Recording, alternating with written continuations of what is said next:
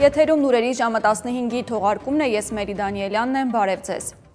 Սևանում 19-ամյա Արամ Խաչատրյանի սպանության գործով 2 կալանավորված կա, գլխավոր դատախազությունից են հայտնում։ Ըստ տեղեկությունների երիտասարդին սպանել են աղջկա պատճառով, իսկ կալանավորվածները անչափահասներ են։ Հիշեցնեմ, սպանությունը կատարվել է փետրվարի 21-ի կեսօրին Սևանի կենտրոնական հրապարակում։ Իրավապահները պարզել են, որ Արամ Խաչատրյանին զանգահարել եւ կանչել են Սևան եւ առանց որևէ բան քննարկելու դանակի հարվածներ հասցրել։ Տեղեկություններ կան, որ Արամն ընկերոջ հետ էր գնացել, դեպքի ժամանակ ընկերը ավտոմեքենայում է եղել։ Նա տեսել է, թե ինչպես է մի երիտասարդ մոտենում Արամին, գրկախառնվում, ապա միանգամից սկսում դանակահարել։ Ընկերը մեքենայից դուրս է վազել, մոտեցել Արամին, ինչից հետո դանակահարողը փախուստի է դիմել։ Երիտասարդին ծայրահեղ ծանր վիճակում տեղափոխել են Սևանի բժշկական կենտրոն, որտեղ էլ մահացել է։ Ավելի ուշ պարզվել է, որ նա պայմանագրային զինծառայող էր։ Հրազդան գետում տղամարդու դի են հայտնաբերել, մինչև փրկարարների կանչի վայր հասնելն է քաղաքացին նետվել հաղթանակ կամրջից։ Ներքին գործերի նախարարությունից հայտնում են, որ դիակի վրա բռնության հետքեր չկան, տղամարդն ինքնասպանություն է գործել։ Նշենք, որ մահացածը նախկին դատախազ Տիգրան Սուքիասյանն է, նրան պաշտոնից ազատել էին 2024 թվականին։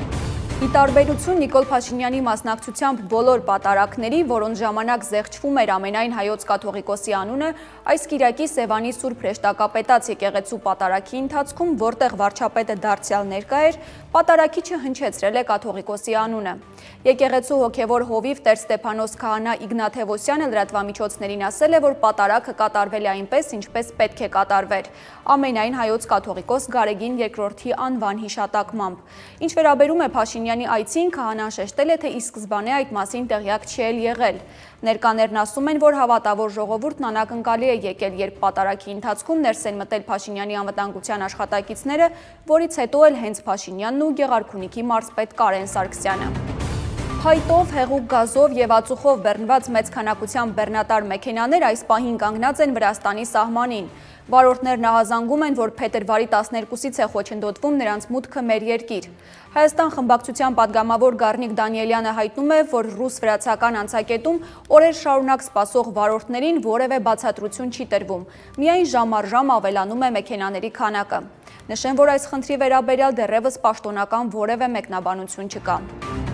Միջազգային լրահոսին անցնենք։ Ամերիկյան լրատվամիջոցները Իրանին հարված հասցնելու նոր ժամկետներ են նշում։ Սպիտակ տան աղբյուրի տվյալներով դա կարող է տեղի ունենալ այսօր կամ վաղը։ ԱՄՆ կենտրոնական հետախուզական վարչության նախկին գործակալ Ջոն Կիրիակուն պնդում է, որ ռազմական հարվածի որոշումն արդեն ընդունված է։ Ըստ նրա, այս հարցով Թրամփի կառավարությունում 2 ճամբար է ձևավորվել։ Նշեմ, որ Միացյալ Նահանգներ-Իրան բանակցությունների ևս մեկ փուլ է սպասվում փետրվարի 26-ին Ժնևում։ The New York Times-ն էլ գրում է, որ Իրանի գերագույն առաջնորդ Ալի Խամենեին հրամայել է մշակել իր մահվան դեպքում գործողությունների ծրագիր։ Այս ֆոնին Իրանում սկսվել են զանգվածային ուսանողական բողոքի ցույցեր նվիրված հունվարյան ակցիաների ժամանակ զոհվածների հիշատակի 40-ին։ Տեղական աղբյուրների փոխանցմամբ դրանք տեղի են ունեցել Մեշհեդ, Սպահան եւ Շիրազ քաղաքներում, ուղեկցվել հակակառավարական կարգախոսներով։